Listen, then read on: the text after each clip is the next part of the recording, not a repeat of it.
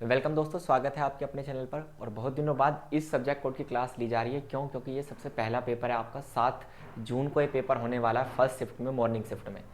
तो इसके बहुत सारे क्वेश्चंस मैंने कराए हैं, बहुत सारी क्लासेस मैंने आपको दिए, 3-4 क्लासेस दिए, जिनमें मैंने आपको टॉपिक वाइज, जो थंबनेल पर आपको टॉपिक दिखाई दे रहे हैं, वही सब टॉपिक इस क्लास में होने वाले हैं और टॉपिक वाइज हम आपको पढ़ा रहे हैं।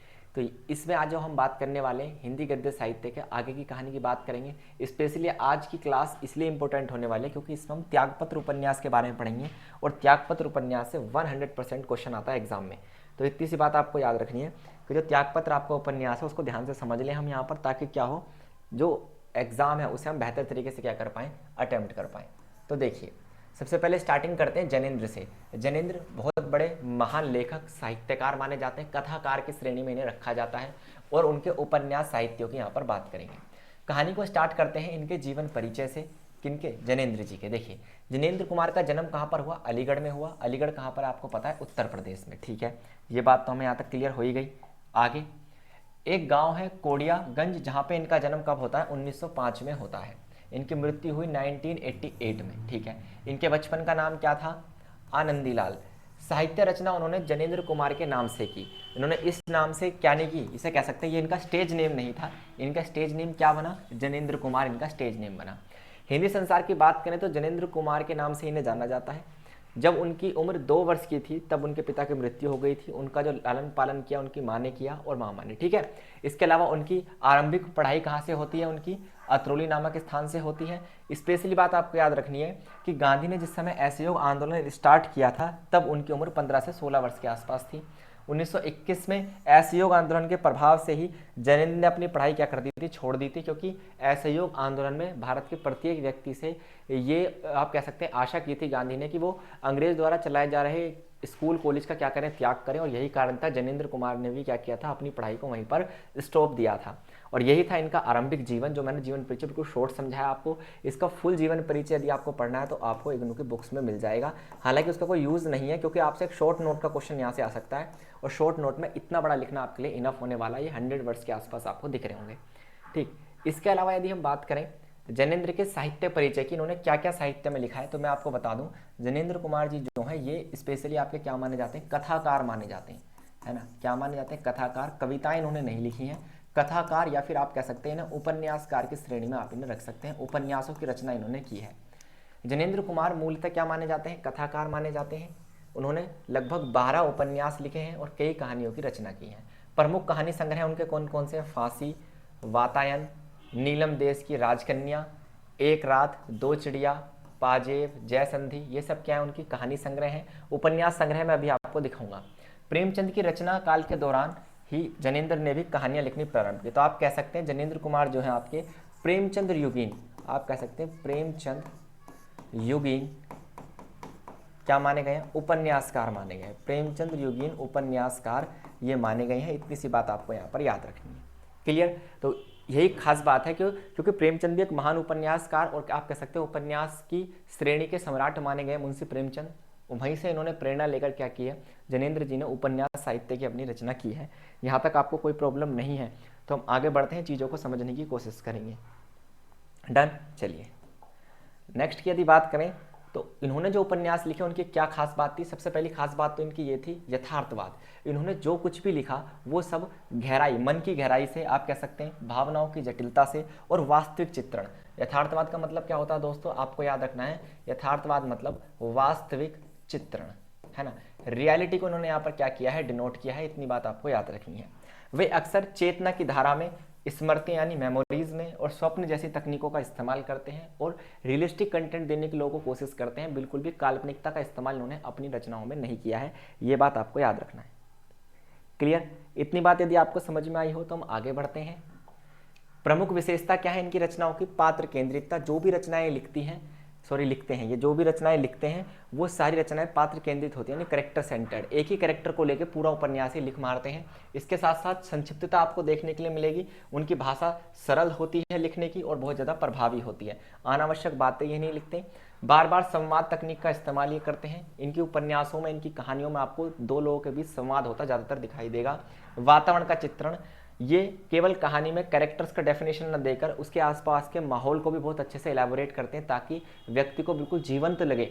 हर कहानी व्यक्ति को कैसी लगे, लाइव लगने लगे, हर कहानी व्यक्ति को जीवंत लगने लगे, ऐसा चित्रण ये सामान्यतः यहाँ पर करते पाए गए हैं। क्लियर दोस्तों? चलिए आगे बढ़ते हैं, चीज़ों को समझने की कोशिश करते हैं। जैनेंद्र जी के कुछ उपन्यासों की यहाँ पर बात करेंगे। मेन उपन्यासों में थोड़ा थोड़ा मैं आपको बताऊंगा। सबसे पहला फेमस इनका उपन्यास है परख। परख इनका पहला उपन्यास था। 1929 में इन्होंने बनाकर इसको क्या किया था, तैयार किया था और इसका प्रकाशन भी किया था। इसमें 4 पात्र हैं। इस परख नामक उपन्यास में कितने कैरेक्टर हैं? 4। सत्यधन, कट्टो, गरिमा और बिहारी। कट्टो जो है एक बाल विधवा महिला है, ठीक है। इसके अलावा 5 वर्ष की अवस्था में ही वह विधवा हो जाती हैं। उस उम्र में उसको विधवा होने का अर्थ भी मालूम नहीं था। वो वाला बाल विवाह वाली प्रथा पे कटाक्ष किया है। तो आप कह सकते हैं परख जो इनका उपन्यास है उसमें इन्होंने किस प्रथा के ऊपर कटाक्ष किया है? बाल विवाह। जहाँ 5 वर्ष की कन्या को क्या दिखाया गया है? विधवा दिखाया गया है, क्योंकि उसका बचपन में ही विवाह कर दिया गया, बहुत छोटी उम्र में भी। और याद रखना, इस मान्यता के विरोध में वो क्या है, इस उपन्यास के द्वारा खड़े हैं। हर उपन्यास तुम्हें इसकी देखना, इनकी कहानियों में हर उपन्यास किसी न किसी सामाजिक समस्या की बात करता हुआ दिखाई देगा। जितने उपन्यास मैं आज आपको इनके पढ़ाऊंगा वो सभी क्या है, किसी न किसी सामाजिक समस्या की बात करते हैं दोस्तों। किसकी बात करते हैं? किसी न किसी सामाजिक समस्या की। यही इंपॉर्टेंट आपके लिए होने वाला है। नेक्स्ट यदि बात करें सुनीता की, सुनीता भी क्या है, इनके एक उपन्यास का नाम है। इसमें 3 पात्र हैं। एक है सुनीता, दूसरा है उनके पति क्या, श्रीकांत, और एक है श्रीकांत का अत्यंत आत्मीय मित्र हरिप्रसन्न। तीनों एक दूसरे को बहुत प्यार करते हैं। इस उपन्यास में ऐसा दिखाया गया है। केंद्र में हमेशा मेन कैरेक्टर इनका क्या रहता है? सुनीता। इन दोनों पात्रों को जोड़ती है। सुनीता के पति को लगता है कि उसका मित्र हरिप्रसन्न अपने जीवन में प्रसन्न नहीं है ना। तो दिक्कत कहाँ पर है? यहाँ पर हरिप्रसन्न। हरिप्रसन्न जो है यहाँ पर दुखी है किसी चीज़ को लेकर, और उसी को लेकर ये कहानी पूरी चलती है। तो आप इस कहानी की समरी देख सकते हैं, बुक में जाकर इस कहानी को पढ़ सकते हैं। आपसे केवल इतना पूछा जा सकता है कि सुनीता कहानी के बारे में थोड़ा सा शॉर्ट नोट लिखिए, जो इतना इनफ आपके लिए होगा। इंपॉर्टेंट है ये वाला उपन्यास, इसके बारे में अभी मैं आगे भी बात करूंगा क्लास में। फिलहाल आप इतना समझ लीजिए, त्यागपत्र भी जैनेंद्र जी का सबसे मोस्ट फेमस और आप कह सकते हैं सर वेरी इंपॉर्टेंट उपन्यास इनका माना जाता है। सबसे इंपॉर्टेंट उपन्यास क्यों? क्योंकि ये बहुत ज़्यादा फेमस हुआ, चर्चित रहा, इसकी प्रशंसा लोगों ने की। देश विदेश में इसका कई भाषाओं में क्या हो चुका है, अनुवाद हो चुका है। इसकी प्रमुख पात्र कौन है? मृणाल। मृणाल लाल की क्या है, एक महिला है, वो इसकी मेन कैरेक्टर है। ठीक है। मृणाल के दुख दर्द का वर्णन कर कौन रहा है? उनका भतीजा। ये कहानी किसके पॉइंट ऑफ व्यू से लिखी गई है? भतीजे के, है ना। उसका नाम क्या है? प्रमोद। उस भतीजे का नाम प्रमोद है। वह अपनी बुआ को बहुत चाहता है। यानी कि यहाँ पर दुख किसके पास है? हर कहानी में दुख देखने के लिए मिलता है। यहाँ पर दुखी कौन है आपकी नज़रों में? यहाँ पर दुखी होंगी कौन? मृणाल। कौन सा? त्यागपत्र। मृणाल किशोर अवस्था में अपनी सहेली के भाई से क्या करती हैं? प्रेम कर बैठती हैं। लेकिन जब ये बात किसको? मृणाल की भाभी को पता चलती है, तो वो क्या करती हैं? उनकी पिटाई कर देती हैं। ये बिल्कुल बॉलीवुड मूवी जैसा है, फिर आप कह सकते हैं आम मध्य वर्गीय फैमिली जैसी कहानी आपको लव स्टोरी टाइप की दिखाई देगी।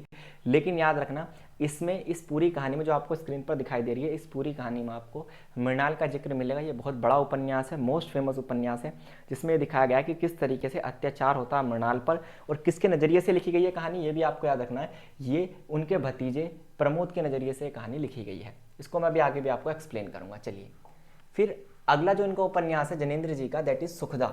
सुखदा कहानी क्या है? ये 1953 में क्या होती है?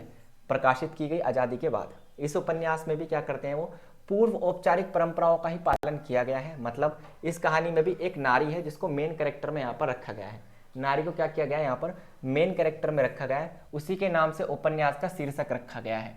इस उपन्यास में भी नारी पीड़ा की प्रतिमूर्ति दिखाई गई है। आप देख लो, सुखदा कहानी हो आपकी, या फिर मृणाल की त्यागपत्र कहानी हो, या फिर कोई भी कहानी आप इनकी उठा लीजिए, परख हो जिसमें बाल विवाह, हर कहानी में एक सेंट्रल कैरेक्टर होता है जो दुखी है, और स्पेशली वो कौन होती है? कोई ना कोई वुमेन होती है। यहाँ पर सुखदा का क्या हिसाब किताब है, इसको समझो।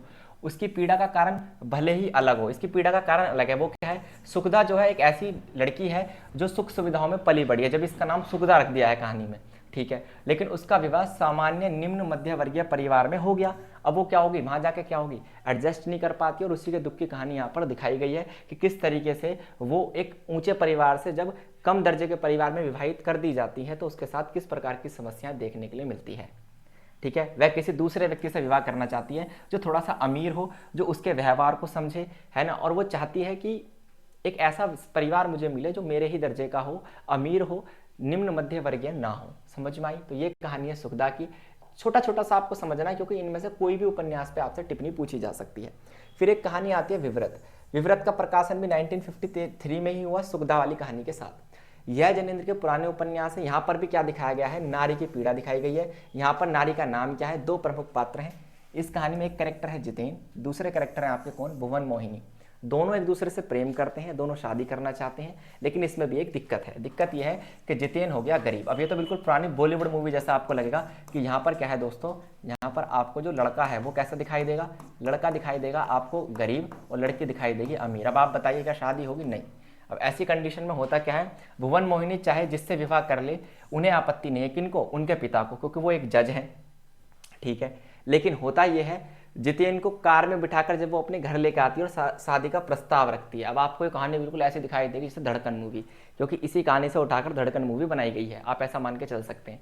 तो ये बिल्कुल ऐसा सा है कि जब उस लड़के को बिठाकर वो गाड़ी में बिठाकर अपने घर लेके आती है, तो यहाँ पर फिर गरीब अमीर का अंतर स्टार्ट हो जाता है और भुवन मोहिनी की शादी कहीं और हो जाती है और उसके बाद जितेन बदला लेना चाहता है।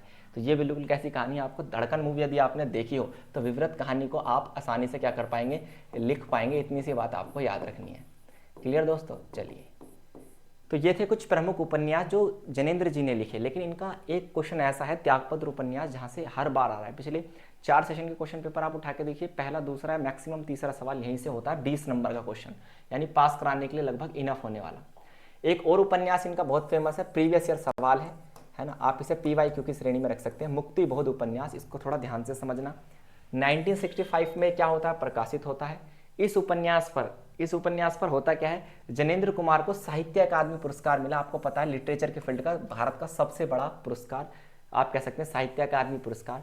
इसमें कौन कौन से मेन कैरेक्टर हैं, एक तो है सहाय, फिर इसके अलावा कौन है, उनकी पत्नी राजश्री, और सहाय की प्रेमिका है जिसका नाम है नीलिमा। यानी कि यहाँ पर देखिए चीटिंग, यहाँ पर चीटर वाली कहानी है ना। चीटर वाली कहानी किस प्रकार है कि एक पत्नी है जिससे वो प्यार नहीं करता, प्यार किसी दूसरी कन्या से। तो सहाय की प्रेमिका कौन है, नीलिमा। राजश्री खुले विचारों की स्त्री है ना। जो उनकी पत्नी है किसकी, सहाय की, वो खुले विचार, ओपन माइंडेड है ना। सहाय की प्रेमिका से चिढ़ती भी नहीं है। बताओ ऐसे वुमेन आज के समय मिल जाए कि वो अपने पति के प्रेमी से चिढ़ती भी नहीं है। चलिए, इसके अलावा वो खुश रहती है। उपन्यास के नायक सहाय को मंत्री पद दिया जा रहा है जिससे वह स्वीकार करना नहीं चाहता। सहाय के इस निर्णय से उसके सभी स्वजन परिवारजन क्या हैं, नाराज हैं। तो इस तरीके की एक कहानी है जहाँ पर कुछ अजीब से अटपटा इन्होंने दिखाया है क्या, कि एक कैरेक्टर है जिसकी एक वाइफ है, इतनी ओपन माइंडेड है कि वो अपने पति की प्रेमिका से नहीं जलती, न उससे ईर्ष्या करती है, और उस व्यक्ति को मंत्री पद दिया जा रहा है जिसे वो एक्सेप्ट नहीं करना चाहता। तो आप मुझे बताएंगे कमेंट बॉक्स में क्यों नहीं करना चाहता। चलिए आगे बढ़ते हैं। अब ये जो इंपॉर्टेंट क्वेश्चन है वो यहाँ से स्टार्ट होता है, त्यागपत्र उपन्यास। ठीक है, 2-3 बातें तो मैं आपको बता ही चुका हूँ कि इसको लिखने वाले कौन है, आप सबको पता ही चल गया होगा, जनेंद्र कुमार। महान उपन्यासकार हैं, प्रेमचंद युग के माने गए हैं, उत्तर प्रदेश के रहने वाले। क्लियर। चलिए, त्यागपत्र उपन्यास की कहानी मैंने आपको बताई थी कि इसमें एक कहानी किसकी, मृणाल नाम की महिला की, जिनका एक भतीजा है जिसका नाम है प्रमोद, है ना। और वो अपनी बुआ की दुख दर्द भरी कहानी को क्या होता सुनाता है। इसमें होता क्या है, सामान्यतः मृणाल जो है अपनी सहेली की, कह सकते हैं अपने सहेली के भाई से प्यार करने लगती है, और उस कंडीशन में मृणाल की जो भाभी होती है वो उसकी पिटाई कर देती है, उसके बाद उसे घर से निकाल दिया जाता है। ठीक है, फिर उसके बाद क्या होता है, बहुत दुख भरी कहानी आप कह सकते हैं, एक के बाद एक घटनाएं चलती रहती हैं। ये पूरी मेन कहानी का सार है ना, ये पूरी कहानी का सार मैंने यहाँ पर आपको PDF में दे दिया है। ये लगभग कितने वर्ड्स में मैं आपको बता देता हूँ, आपके लिए इनफ होने वाला 200 वर्ड्स में पूरी कहानी का सार मैंने यहाँ पर आपको दे दिया है। ये PDF आप टेलीग्राम से डाउनलोड कर लेना, टेलीग्राम चैनल का लिंक आपको डिस्क्रिप्शन बॉक्स में मिलेगा, वहाँ से आप डाउनलोड कर लेना, पूरी कहानी यहाँ पर है। ठीक है, चलिए इसके बाद आती है क्या, कथा का सार तो आपने समझ लिया, कथा की विशेषताएं मैं आपको बता देता हूँ। त्यागपत्र कहानी जो है ये प्रमोद के वर्णन से आता है। देखिए जो प्रमोद हमें बता रहा है उसका भतीजा मृणाल का, वही सब हम जानते हैं कहानी के बारे में। प्रमोद के इस कथ्य के 2 भाग हैं, एक जिन बातों या फिर घटनाओं और प्रसंगों को प्रमोद ने स्वयं देखा, एक तो वो, दूसरा वे घटनाएं जो मृणाल उसे बताती है। यानी ये पूरी कहानी 2 चीज़ों पर टिकी है, एक तो प्रमोद ने जो होते हुए देखा वो भी लिख दिया, और बाकी जो नहीं देखा उसे मृणाल से पूछ कर लिखा गया है इस कहानी में। और यही इस कहानी की विशेषता है, क्योंकि ये कहानी आप कह सकते हैं स्मृति पर आधारित है, साथ साथ कुछ प्रत्यक्षण पर आधारित है। जो देख लिया वो प्रत्यक्षण, जो लोगों से पूछ लिया वो स्मृति। तो स्मृति और प्रत्यक्षण पर आधारित ये कहानी है, ये बात इसकी कथानक की विशेषता हो गई।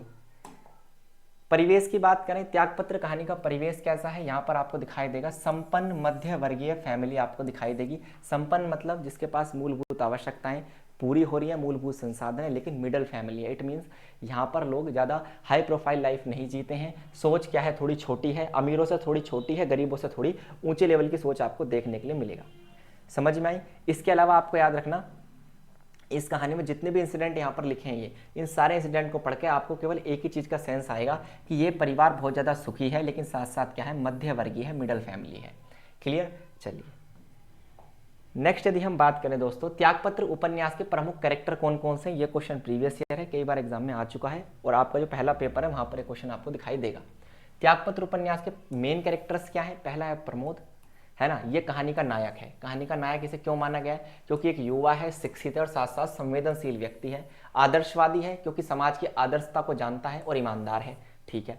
संवेदनशील है क्योंकि अपनी बुआ को लेकर बहुत ज्यादा संवेदनाएं रखता है और भावुक भी है, भावनाएं हैं। आत्मसंघर्ष इसका क्यों हो रहा है, क्योंकि वो अपने व्यवहारिक जीवन में फंसा हुआ है, लेकिन त्याग और बलिदान की बातें बार बार करता है। क्यों, क्योंकि इसने त्याग करते हुए देखा है मृणाल को, अपनी जीवन की खुशियों को, तो इसलिए इसने इस कहानी का नाम क्या रखा था, त्यागपत्र रखा था। क्लियर। चलिए दूसरा कैरेक्टर है मृणाल, है ना, ये क्या है आपको दिखाई देंगी, ये आप काट देना, ये गलत है ना, ये चीज आप हटा देना। ठीक है। ये एक ऐसी कहानी है जहां पर आपको मृणाल दिखाई देंगी, शांत और संयमित महिला, साथ साथ बहुत सहिष्णु महिला। सहिष्णु मतलब हर तरीके की कंडीशन में जीवन को जीने वाली, लेकिन उनके साथ एक घटना हो रही है, भावनात्मक उथल पुथल का दौर उनके साथ चल रहा है ना, उनकी इच्छाएं पूरी नहीं हुई, है ना, आप कह सकते हैं उनकी लाइफ में जो उन्हें चाहिए था वो नहीं मिला। इट मीन्स वो सबसे ज़्यादा परेशान है, और ये सेंट्रल कैरेक्टर है इस कहानी का, मृणाल।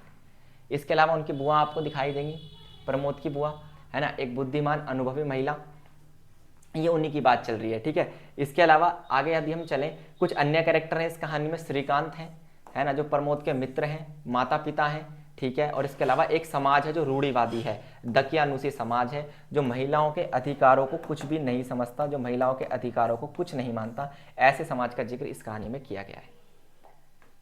बात करते हैं इस कहानी की भाषा और शैली। यहाँ पर एक क्वेश्चन टिप्पणी का क्वेश्चन यहाँ से आता है हर बार। ठीक है। तो इसकी बात हम यहाँ पर करेंगे। जैनेन्द्र कुमार की भाषा प्रेमचंद की भाषा की परंपरा से ही निकली है। इट मीन्स यहाँ पर इन्होंने उर्दू, फारसी या फिर मिश्रित खड़ी बोली का इस्तेमाल किया ही नहीं। उन्होंने यहाँ पर बिल्कुल सरल, सहज, तत्सम शब्दों का इस्तेमाल किया है। तत्सम शब्दों का मतलब है कहीं कहीं पर आपको संस्कृत के शब्द यहाँ पर देखने के लिए मिलेंगे।